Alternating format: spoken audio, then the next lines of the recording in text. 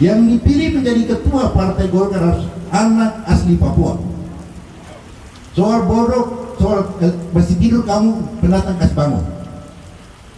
Kamu dampingi.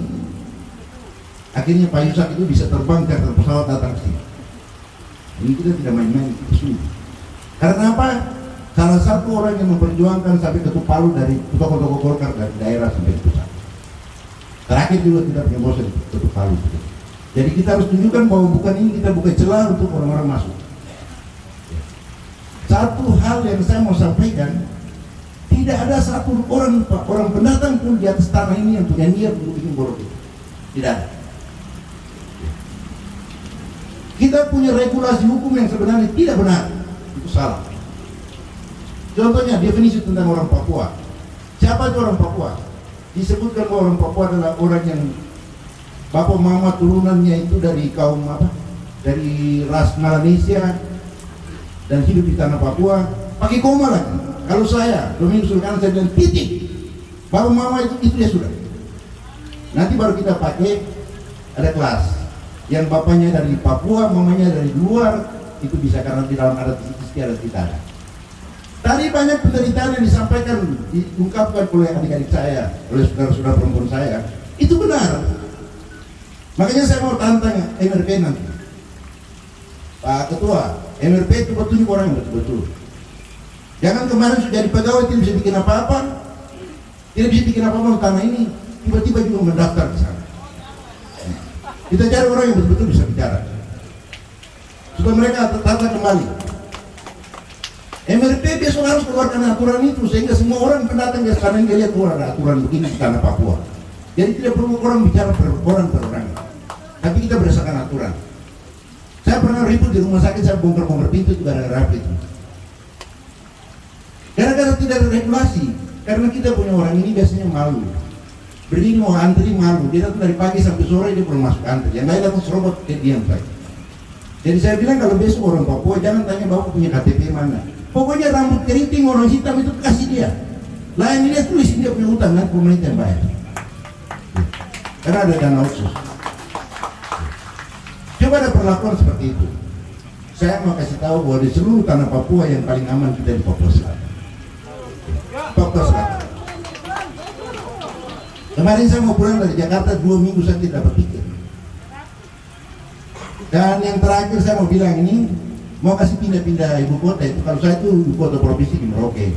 Kamu kerja jalan ke kabupaten-kabupaten. Jangan masuk di Kimam. Ya, jangan taruh provinsi di sana. Saya punya orang belum siap. Membangun Kimam tidak sama dengan membangun di Kimam.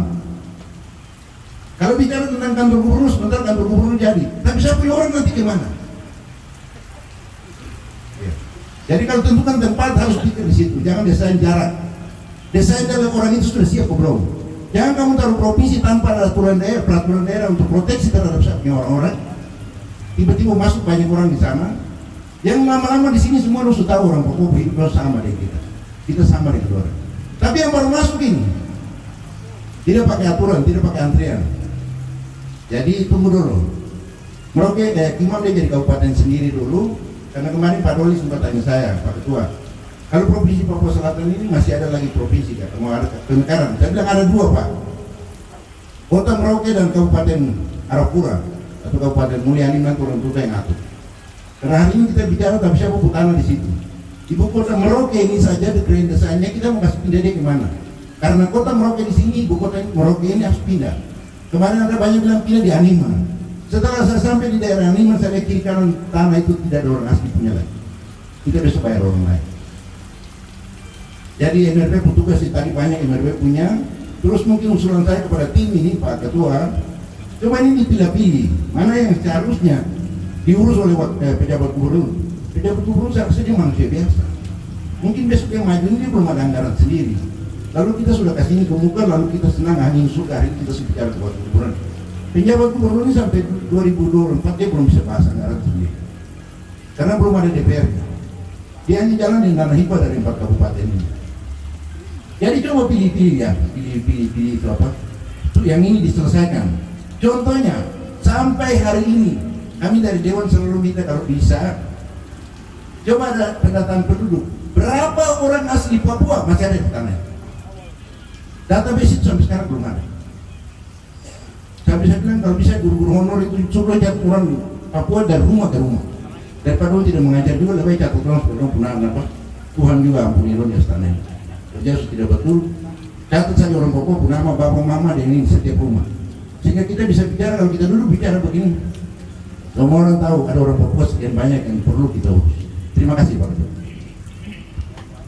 Baik, terima kasih untuk saran dan masukannya. Di luar dulu Ibu Yogi tadi ada